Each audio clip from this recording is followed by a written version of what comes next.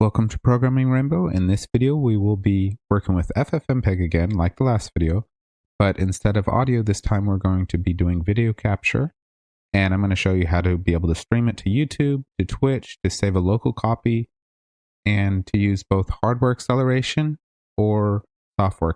Now, my system is an AMD system, so your acceleration options may be different if you have NVIDIA or Intel. I'm not exactly sure what your abilities will be on your system, but I'll kind of show you some ways to look at that and some information about it. So I do have some kind of example scripts. So if you want to look at these example scripts, they're on github.com, programmingrainbow/FFmpeg. And this is all the stuff that I covered in the last video.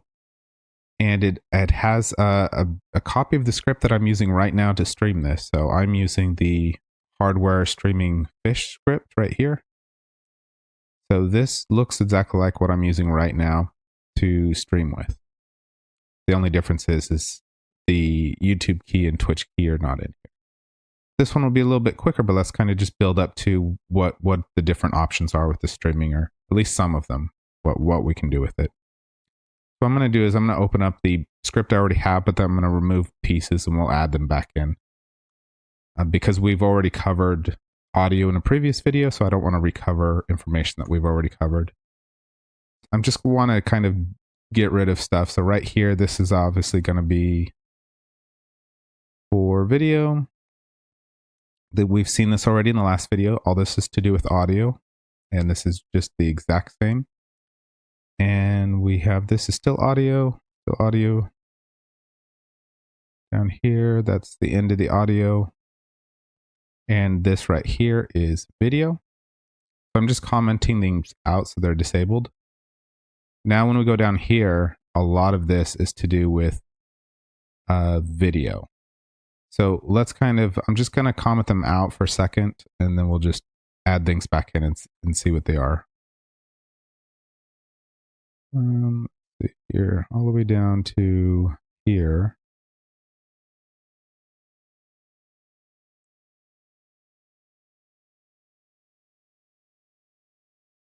We'll talk about this as well.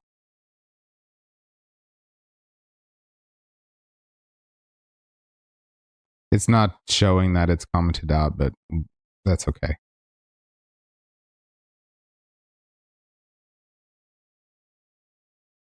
Yeah. Okay, so it's not really showing it correctly. I apologize, but this is kind of where we were before. In the last video, if you watched it, we had this mic capture mix version right here. And that's basically exactly what we're looking at right now. It's just the audio parts, and down here, it's the format is pulse. The input stream or the input source is the microphone that we've set above. And we have this whole filter list, and they're all set in variables above. Again, we've covered this in the last video. We have the audio channels. We have 2 channels. We have the audio encoder. It's going to be AAC, and we have the output file that we've captured in a variable. And then we also did this dual capture mix version as well, where we captured the system sound, and we did all the same stuff before, but down here at the very end, we are using this. We are designating the first input stream. We're using in this filter chain, and we're calling it mic at the end.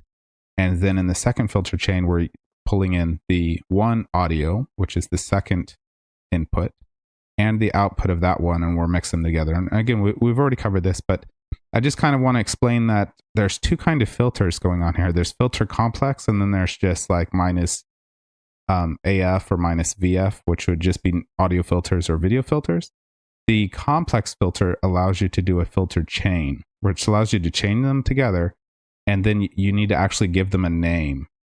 So you can have different sources coming in. If I just did a normal audio filter, I wouldn't give it a name at the end.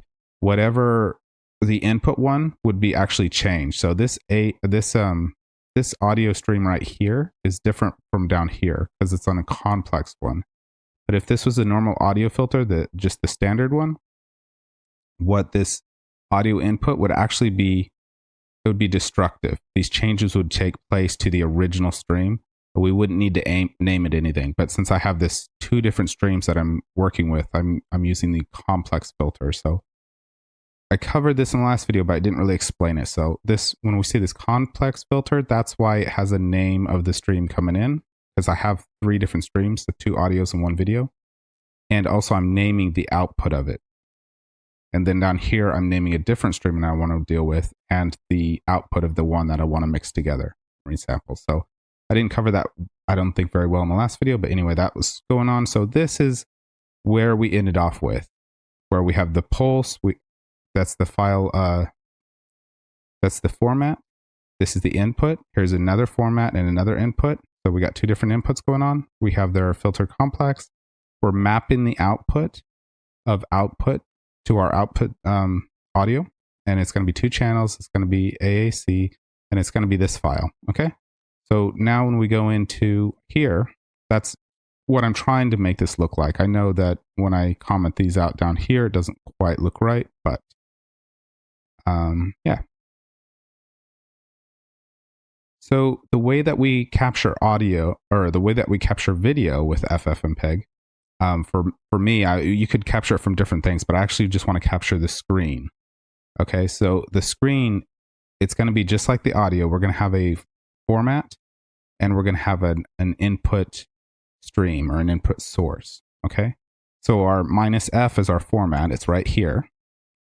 And I'm doing x11grab. I'm actually in X11 now, but I think this should also work if you're in Wayland, because you'll still have access to X11 stuff. But I don't think it should be an issue if you're in Wayland or X11. You should be able to still do the x11grab, but I'm not 100% sure on that, because I am actually in X11 right now. But whenever I'm in KDE, I do default to Wayland. So this is the format, this x11grab. In the stream is our actual screen, which is just 0 for me. If you have multiple monitors, it's going to be whatever monitor number. The default is 0, and I only have 1 screen on my laptop, so this is 0. So it's saying the X11 screen, which is 0, is, and the type is x11grab. That's the, just like up here with the format is pulse, and then here's the actual input stream. Here the format is x11grab, and the input stream is the x11 the default screen. Okay, we can also specify the size, which is 1920 by 1080. That's for 1080p. If you have a different resolution, obviously you'll want to use that resolution that you have. But for me, it's going to be 1080p. And I also am doing a refresh. So I think my screen is actually 50 hertz, but I'm doing a 30 hertz. You know, that this is going to be, I'm capturing it 30 times a second. So this is my refresh rate. I'm going to skip this up here. So anyway, so we kind of understand these things. We have format, we have our input, and these are just specifying what's the size, what's the resolution, and what is the refresh rate. Now, these here are probably unnecessary. Let's talk about this one first. So I noticed when I was capturing, and you'll see this in my older videos, there is a thing where there's a color range, and there should be like, do I have it up here? So this is the range, but I want to see the explanation. It's less than 0 to 255. It's like 8 to like 240 something or something like that. It's missing the entire range. But it's not, it's basically a lesser version of the full version of the color spectrum. So I think like for RGB, you know how you would have 0 to 255 for each one of those for RG and B. Okay, here we go. So the full range is 0 to 255, and the limited range is 16 to 235. Basically, when I was streaming, I would notice my blacks wouldn't be black, they would be gray. My color range was limited. So I've kind of done two different things to try to force it to make sure that I am using the full color range. So I do want this, it's either full or PC depending, and you can interchange on one of the settings, but I want this full range for each color, not this limited range. So let's go back here. So we're going to see this two places right here. I'm doing it here, and I could put this full range or I could put PC there, either way, but I kind of wanted to say full because in my head I'm wanting the full range. And up here, I'm actually, where is it? The color range right here. I'm putting it to PC, which also means full. And let's see if that's on the website. So this one right here is in range and out range, and you can set it this way as well. So there's like multiple different ways to do it, and they have different meanings and different contexts. So I think I'm doing it the correct way, but I'm not 100% sure. So if anybody actually knows better and can answer it better than I am, please, give your answer. So here's the color ranges that I'm using with the format, and you can use TV or PC, and TV will give you the limited range and PC will give you the full range. So I'm kind of setting this two different places. So yeah, let's just go back and we'll kind of circle back around to it. So I'm telling FFmpeg, hey, I want the full range. I do not want any kind of limited range. And I'm also telling it what kind of color space I want to use. And I don't think that you need to do this at all. I think the BT 709 is default, but this is the one for HD video. I believe for Ultra HD, there is a BT like 0202 or something like that. This is kind of sRGB is the BT 709, the color space. And again, I don't think that you need to do this, but there is another one. There is a BT for Ultra HD.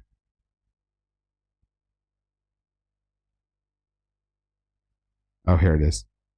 The sRGB and kind of the HD range that I kept coming up with is it's 709 is the normal one. Anyway, I just set all of these to sRGB, which is BT 709. I believe these are all the defaults anyway, so I don't think that you need to do it, but I was really hunting down why my grays were not, or my dark blues were not as dark as they should be, and I wanted the color range, so I ended up doing a lot of things that were probably unnecessary. But I just left them in because they don't hurt anything, because I do want it to be, for my video streaming, I do want it to be 709. But if you are possibly streaming Ultra HD, you might want to look this up and find out if the 2020 is better than the 709 for that purpose. But for 1080p, I believe the default is this 709. And this is for the color primaries and color space. I just set all three of these. So this first one is to make sure we don't have a limited range, and that does make it, that does affect things. These other three, I think they might already be the default. But I'm just saying the color space, the way that the colors are encoded, is this BT 709. Okay, and then we have a normal filter. Remember earlier I said about this filter complex? Well, this is a standard video filter right here. So this isn't filter complex, this is just a normal one. Since I could have used a normal filter here, but since I was using two different streams and I needed a more complicated setup, I used that. But if I wasn't doing that, I could have done a minus AV. But since it had that complicated structure, but in this one, I'm just running 2 or 3 different filters. So I'm just using the standard one. And we've already seen the filter up here, right here. This is, I've put this here. So if you want to do any color correction, I was also playing with this when I was trying to match colors correctly. But I think that just the default is good enough, but other people may want to change the gamma is your how light or dark it is. Contrast is contrast, saturation is saturation of colors. So I've left these in, although I'm not doing anything with them. So this is part of EQ, saturation, and you can change this to like 1.1 or 0.9 to affect each of these. But right now they're just set to defaults. They're set to 1, so they're not really doing anything right now.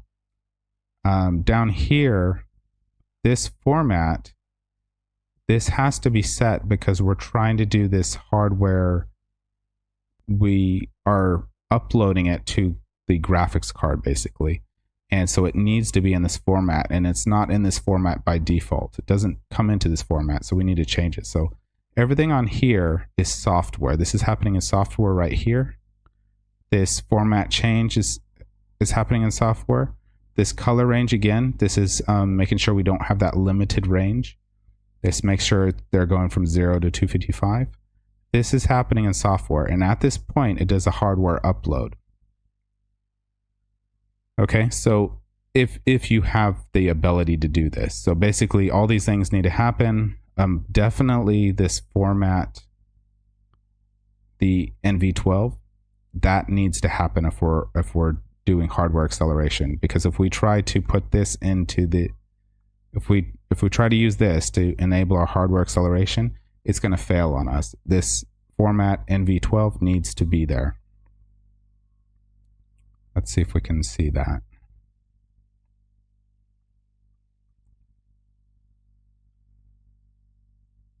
There's another one. There's the PO10. This is I think with the H265, but I couldn't get H265 to work correctly, and I'll talk about that later. But anyway, these formats are for let's see, the Video Acceleration API, VAAPI, which is what I'm using to accelerate this. If you're in Linux, you're going to know about this already. If you have acceleration happening, we'll talk about that in a second too. But I believe this needs to be, oops, what is it? NV12.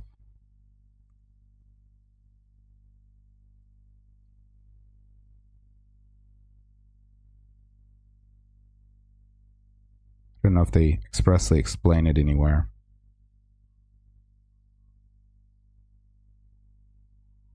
And the order of this stuff matters too.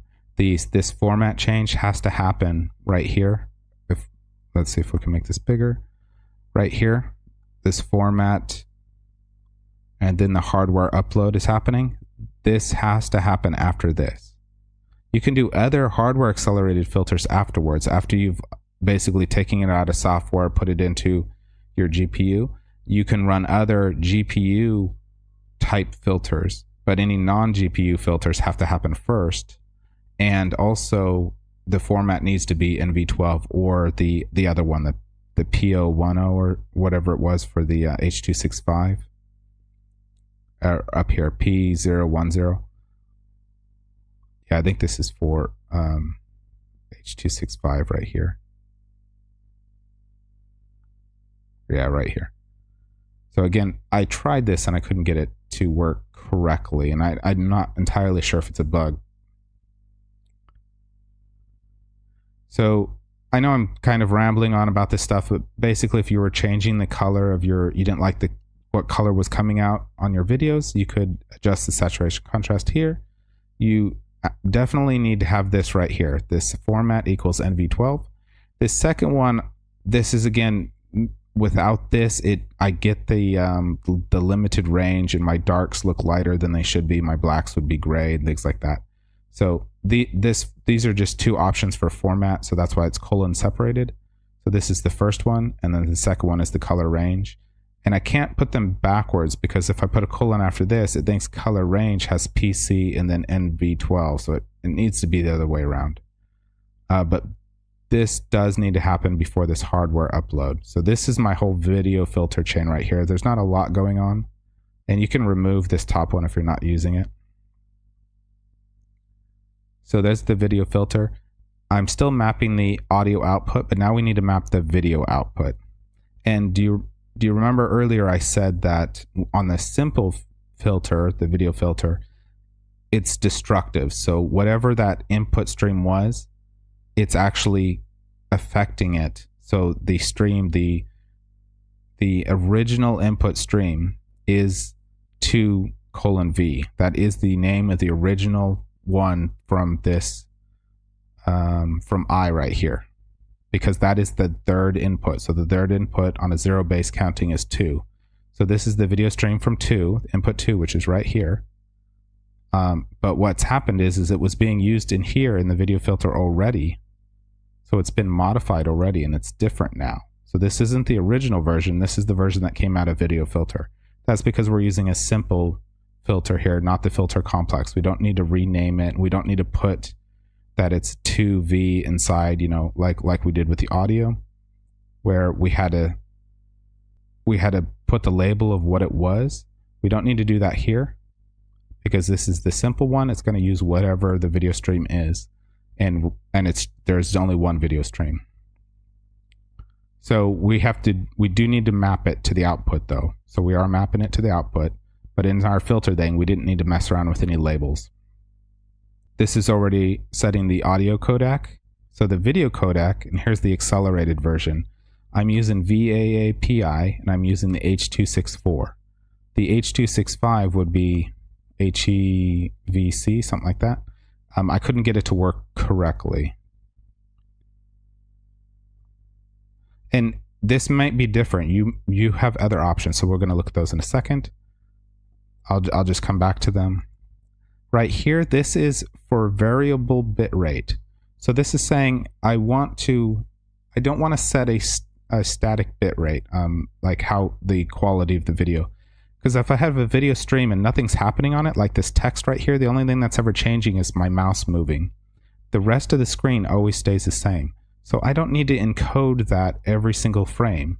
It can actually just say, you know what, the background hasn't changed in like 100 frames. I'm just going to say it's the same background frame and show it 100 times. So that would be variable bit rate. It can do different compression, stuff like that. So with this minus QP15 is saying I'm looking for a quality. I think it's called a quality quotient. And the lower the number, so if it was like 1, the higher, the bigger the file size and the higher the quality. So I found that 15, I don't really see any kind of reduction in quality. It still looks really nice, but the file size is not too big. I streamed for 2 hours and 20 minutes the other day, and my entire video size was 1 gigabyte. And usually if it's like 30 minutes or something like that, it might be 300 megabytes or 400 megabytes. It depends on how much is changing in the video. So this gives me good quality, but the file size is still small. So that's what I'm doing with this minus QP. This is a variable bit rate. I'm not trying to set a static bit rate. I'm saying, you know, on this screen, it's not going to keep encoding every frame. It's just going to say this frame looks the same as the last frame. And it's just going to count up a bunch of numbers and say, hey, just show this one screen over and over again until something changes. And we get to the very last one down here. What this is doing, this is the multiplexer, or the what they call it, muxer or whatever. This allows the output stream to be split into multiple files, but I'm only outputting it to one file. But the other thing it allows you to do is change the type. So I'm telling this one to output to a file type of MP4, and I'm specifying it. Specifying MP4 here. I could probably remove this and then remove this and it would probably work. But it's basically the same code as up here. And up here, I'm actually splitting it into 3 different files right here. So I just left it in. So I do know, since this part right here where I'm doing the F equals MP4, this needs the TEE, sorry, the multiplexer. It needs to be here. If I remove that, let's see here. If I were to just change it like this, then I could probably just get rid of this line and it would be okay, I believe. But since I'm specifying the file type, it wants that. But I just left it there for simplicity because the one up above here is the same code. This one is going to Twitch, to YouTube, and to a local file. And so that multiplexer allows that to happen, allows us to split the stream into multiple different files. So I'm going to remove all these. Okay, so yeah, that's a lot of stuff going on. Up here we have this. And what this is setting the device. This is the hardware device. Now I'm on an AMD I'm using what is this, a Ryzen 5700U laptop. So I have it's the 8-core, I have a built-in 8-core graphics into the APU. And this is what it is for AMD/ATI. Now, it'll be different on your system if you're running Intel or NVIDIA. So I can only really show my system because that's what I have. But just to understand this is setting up a hardware device that is the vaapi device. So when I'm down here, this is using that device.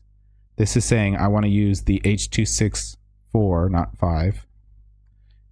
I want to use the h264 codec, but it's the vaapi device doing it. It's a hardware accelerated device, and that's right here. Okay, let's kind of look at a couple of these.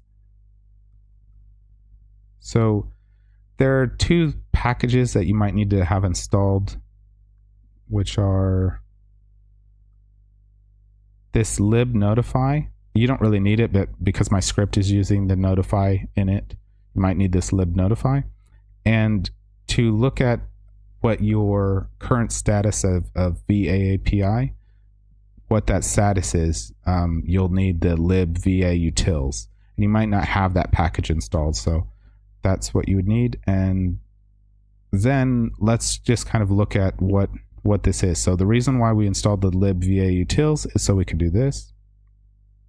VA info, and this tells me what kind of hardware acceleration I have right now. So I have this Mesa driver. It's the AMD Radeon graphics, and it's not Radeon, it was called, I forgot whatever it was called. They gave it some other name. I can't remember. It doesn't really matter. But anyway, so it's working, and these are the codecs that I have available. Okay. So when you see these VA entry points VLD, I believe these are the decoding. This is what I can decode on hardware. So I have h264, I have HEVC, which is h265, VP9, VC1. I can't remember if it does VP8 too, maybe not. So these, I can decode these, but if we look at these, the slice versions, these are ones I can encode. So this is what my specific hardware, this is what my vaapi is telling me that I have access to for encoding. So I have a h264 right here. I have the h264. I have an h265. And I think that's it. Yeah. So basically I can encode h264 and h265. I can decode a couple more. I can I got VP9 and AVC1, or sorry, not AVC. I'm not sure exactly what this says up here. I have 2 options for encoding. Now, if we look at FFmpeg, these are the FFmpeg encoders. Okay. Now this one is telling me I have.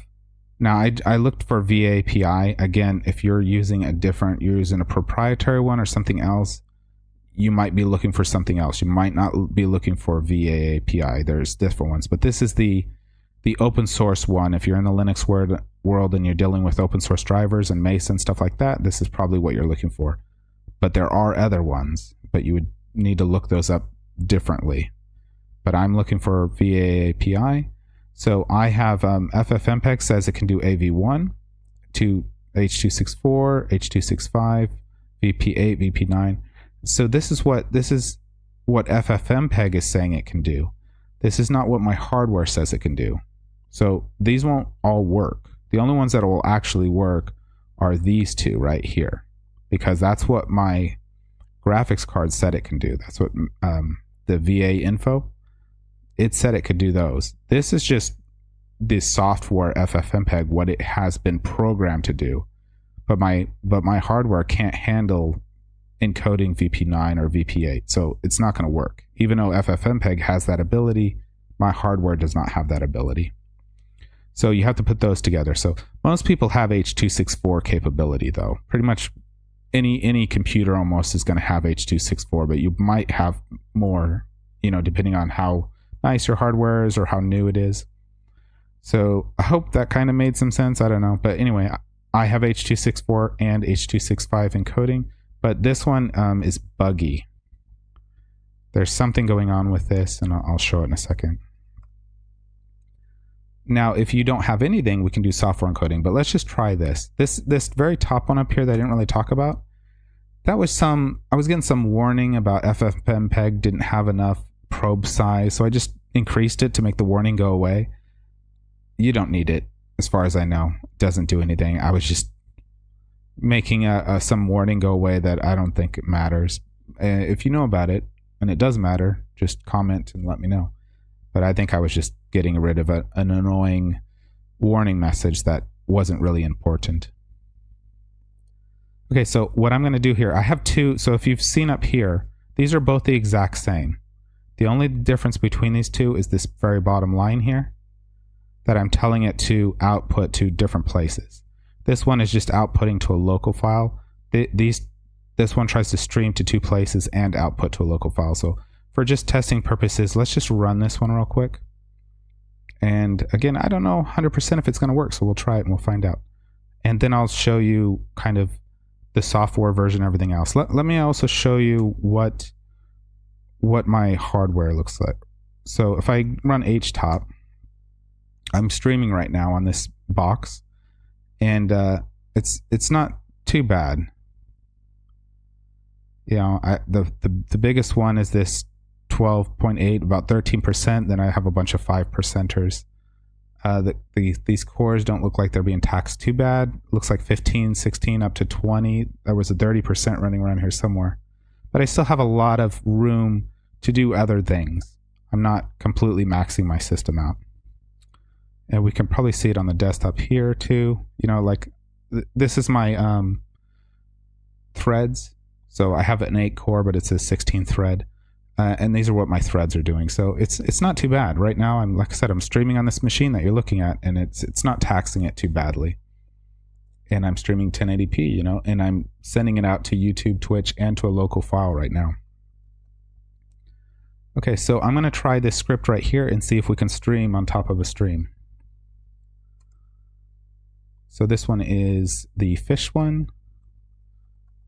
Hardware streaming fish. Okay, hopefully it's not going to break the stream. Not 100% sure though. Okay, so there should be a stream going right now. We could, let's see. We can look at Twitch. We have a window in a window probably. And I'm just going to quit it by pressing Q. Okay. And now let's play it back and see how it was. So I've saved this into the videos, and it just has a name on it, a stream and a date. It's going to be this one right here, probably. So I'm going to use you can use whatever video, whatever to play whatever video, but I'm just going to use MPV. I would like to type it in.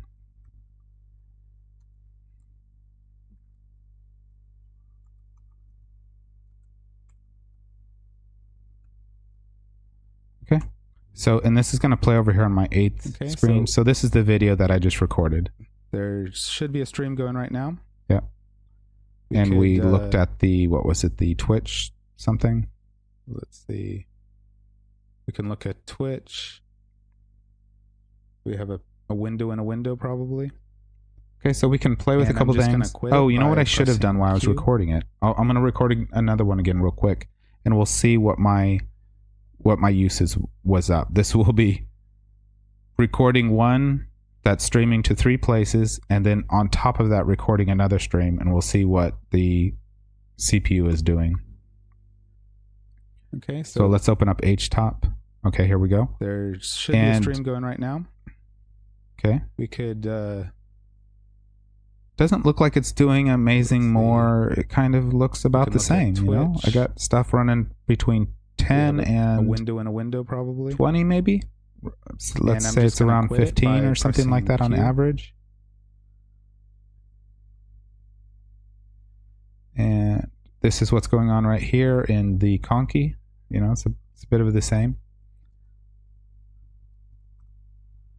Oh, sorry. It says the video ended, so let's do that again. Oh, I know why. Because I was playing a video, not recording a video. That's my bad. So let's record a video and then look at it. Okay, here we go again in HTOP. And the video is recording still. Yes. Okay. And it looks like we're doing more. Looks like 30-40%. It looks like it goes between 25 and maybe upward to 40 or above. Maybe not above 40. Yeah, I see 40. So somewhere around 30 on average, it looks like. And here's my conky over here. So we do see more stuff's happening, but it's still usable. You know, like I could still do other things. I could. So I'm going to stop this stream right here. Okay, so that's hardware acceleration. So what happens if you don't have access to hardware acceleration? So we only really need to change a couple things here. We have this hardware device right here. I'm just going to get rid of it. And now since we don't have the hardware device, we can't use this down here because this was using a hardware accelerated h264 codec. So if we're going software route, we're going to use the lib x264, I believe. lib264. And then we have one other thing we have to change. Up here, remember I said we do all this stuff in software and then we upload to the hardware device with this HW upload. Well, we're not uploading to a hardware device right now, so we are going to just remove that. And now we should be able to stream in software mode. So everything else is still the same. And this is going to tax the system much more.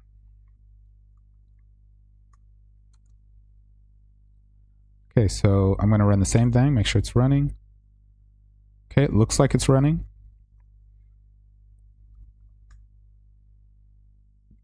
Now, looks like it was higher, but didn't calm down. Well, let's see if it's still running. It is still running.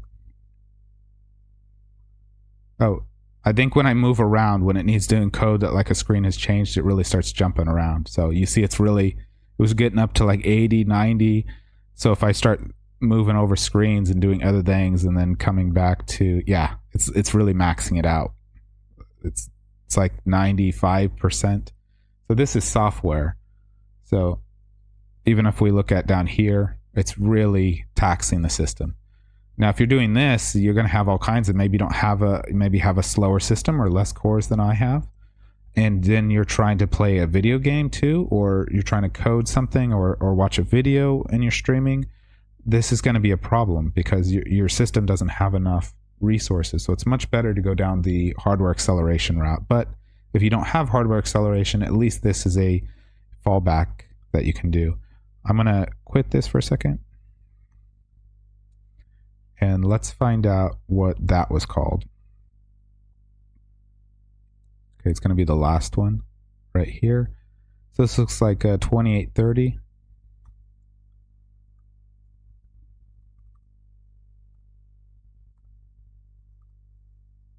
Make sure it's running. Okay, so this is the video playing right here. It still looks fine. Looks like it was higher. I'm sure if the system was taxed too much, it would start degrading the image quality and stuff. Oh, I think when I move around, when it needs to encode that like a screen has changed, it really starts jumping around. So you see it was okay, I'm just going to close this. So that looks like everything worked fine. And we can see some information. It was doing 1080p and all this stuff. I'm going to switch it over now to the h264 or h265, and I'll kind of show you the issue I had. And I'm not entirely sure if this is a bug or if this is just the way it works. I think it's a bug. So I'm going to go back to the hardware acceleration. So I'm just going to undo the things I changed here. And the only thing that I need to do for changing to the H265 is to change this right here. And this one is going to be EVC or CV. I think it's VC. Let's look.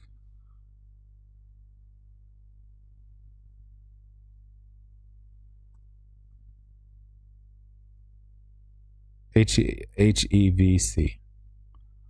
Okay. So if I put this on, and I did try to work on, like, I did try to get this to work. I spent probably several hours trying to get it to work, but what we're going to see here is it's going to record the screen, but it's going to make a video slightly bigger than it should be, and then when it plays it back, it's going to play it back the bigger size, but the bottom is going to have the bottom is going to have a green strip, because that green strip is not being basically information that's not being displayed correctly. It's like zeroed out information. It's going to be 8 pixels, I think. So let's try that. So I've saved it, and we can't I could fix it. I got rid of the green. I got rid of the green 8 pixels, but the problem is the screen was still too big. So instead of displaying back at 1080 tall, it was displaying back at 1088 and compressing that 1088 into 1080, which made all my stuff look slightly blurry because it's not the right size. It's slightly off. So in the end, it seemed pointless. Okay, so I'm gonna run this streaming. We'll just flip through some stuff. I'm going to flip back and forth and see if it's really taxing it. It's not really jumping the CPU up when I open up other things. Okay, it's messing up my stream, though. Okay, well, I'll play it back and I'll kind of show you what it looks like now. And it's going to be the last one on the list, which is the 3250.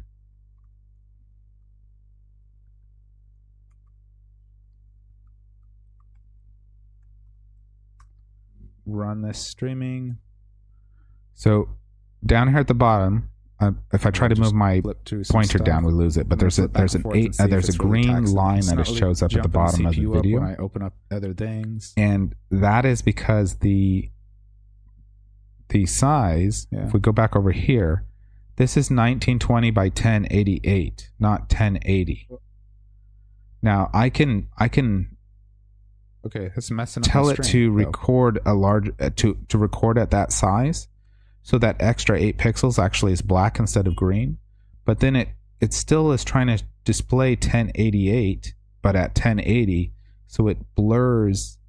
The text is slightly blurred because it's moving the pixels, you know, a fraction of a pixel up each time or whatever. So you end up with a blurry image. So if anybody knows about this and knows how to fix it, I would be very, you know, welcome to the answer of this. But this 1088 that you see right here, that extra 8 pixels was green. Like I said, I can get those pixels to be black by, let's see, we could use like, I'm not going to get into it, but it's like we could probably on the filter up here, we could put vaapi scale or something else, and we can get rid of the green, because I think the green pixels are just from the color information not being there. I think that's when they're just zeroed out, they show up green or something like that. So we can actually have them be black, but you still end up with the same problem. It's the wrong resolution.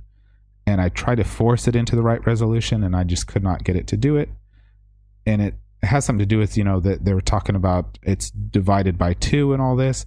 But H264 has that too, and it doesn't have this problem. So I think this is a bug. I've seen it mentioned, but I'm not sure exactly what's the story. So I'm just not using it. So we'll put that back. Okay, so what did we cover here? So hopefully I've covered all the bits. This right up here is probably unnecessary. It was just a warning that I was getting, so I just increased the size until the warning went away. You probably don't need that at all. This right here is the hardware acceleration device, or basically your like graphics device.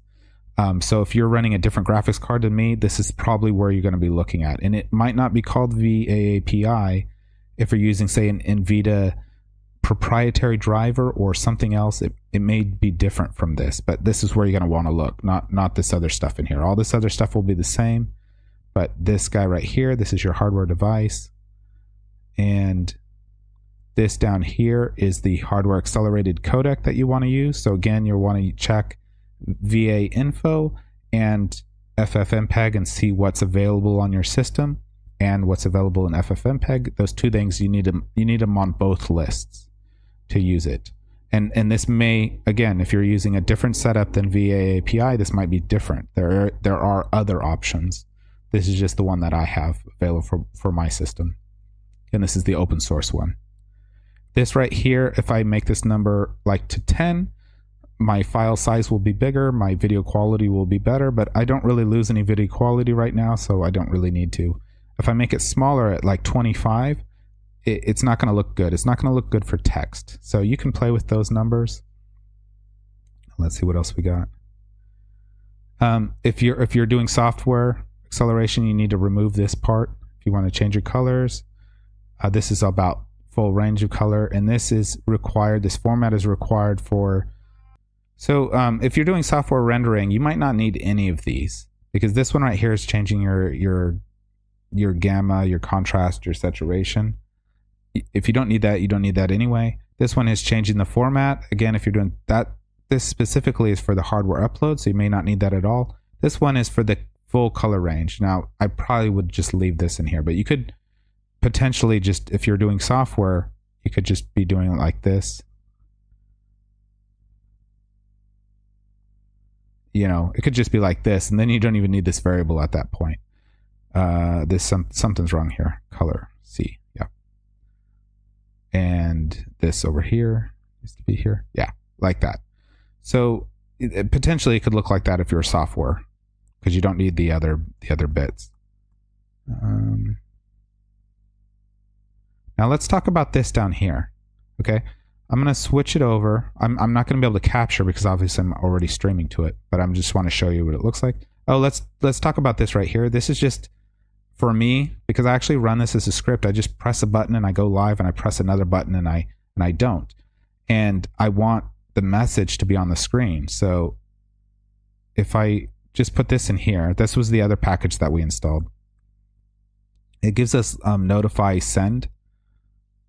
And I'll just put my file, and it makes it show up here. It gives me a notification.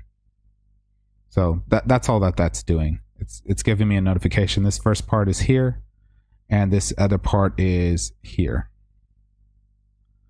Okay, so what I'm doing in these scripts, because like I said, I actually use something like this, but it's on a key combination that I can test things locally with this guy, and then I can enable this guy up here.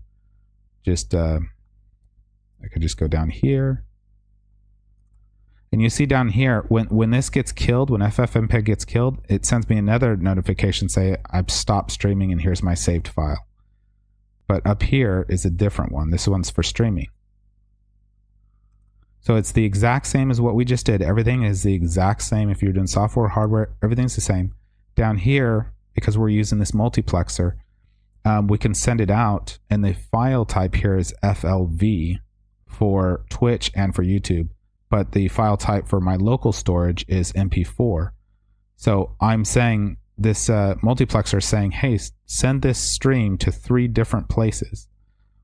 And what we're doing is we're using the real-time message protocol, and I just switched it to the secure version. So this is the secure version, the real-time message protocol. This is how you stream to Twitch and to YouTube. And I just have this on, fail, ignore. So if one of these fails, the other one doesn't stop, right? I don't want it to stop. If YouTube failed, I don't want everything to stop. I want it to keep going. So that's what I'm doing. I'm telling it what file type it's going to be. And so this is going to be an FLV file. And I'm sending it in, and you can look up these addresses. This is what it is for Twitch right here. And then you need your Twitch key. And this is what it is for YouTube right here. So if we go over to stream manager, and I believe there's settings. But why am I? Oh, settings right here. Stream. Yeah, right here is going to be your key. So you're going to want to copy this key right here, or you can reset it to a new key if you want. And in YouTube, it's something similar. It is, oh, it's right here is the key. And you can reset it or change it or whatever, but this is going to be your key that you can copy. I obviously don't want to show them, but what I've done in the script is I've put these all the way at the top here as variables. So you can grab that key, put it here, grab the other key, put it here, or you can just remove, you can just use one or the other. You don't have to use both, obviously. But that's just what it's doing. It's here's the address. This is the kind of protocol that it's using. This is the name, and you use the key. And for YouTube, the same thing, but you use the YouTube key, or you change it if you want a new key, and it should stream. And when you just open up your site to stream, you should see if you're streaming. Like I'm streaming, so I'm looking at it. So you probably do something very similar in OBS. I'm not quite sure because I've never used OBS. And in YouTube, if I refresh this page, I should see myself streaming.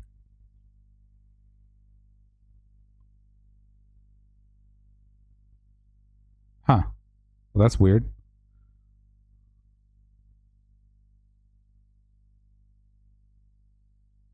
It still says it's streaming on the other. I can see it on another computer. Okay, here we go. So yeah, so if you're streaming, you just need your key. Obviously don't share your key with anybody, and put it on your script.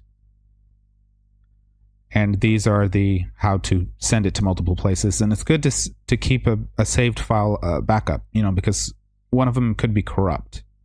So this gives you 3 copies of it. And yeah, I hope that's enough information.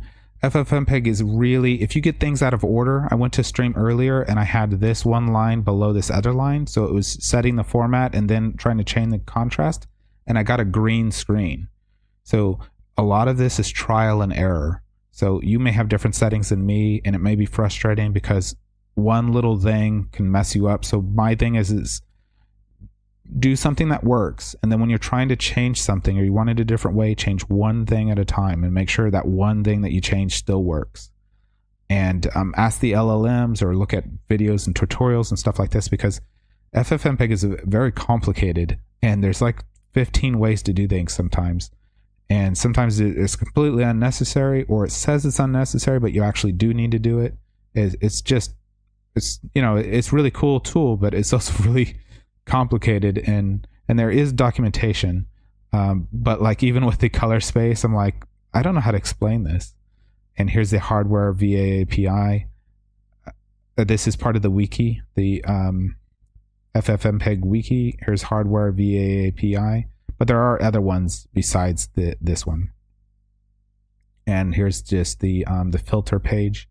So follow on those, but also you have to try things because they don't make sense sometimes, or they're not immediately apparent. And there's also some typos in the documentation that I found. So I do have copies of all these. Again, these are examples, so you will need to change this to suit your needs, but this gives you a starting point if you don't know anything about this, as I didn't, and this is kind of what I built up over time. So I hope that's enough information. I know I rambled for a very long time. If you have any questions, let me know, or if you have any better information that I was able to give, or anything that I didn't explain very well and you can explain better yourself, or things that I messed up, please put them in the comments, especially on the YouTube. The Twitch feed doesn't stay up for very long, and but the YouTube ones, for they're longer. Any information that people can use for this stuff is always good. This gives you an option other than OBS, or you maybe have a slow system and this is the best thing that might work for you. So that's going to be it. I hope you enjoy that and have a good day.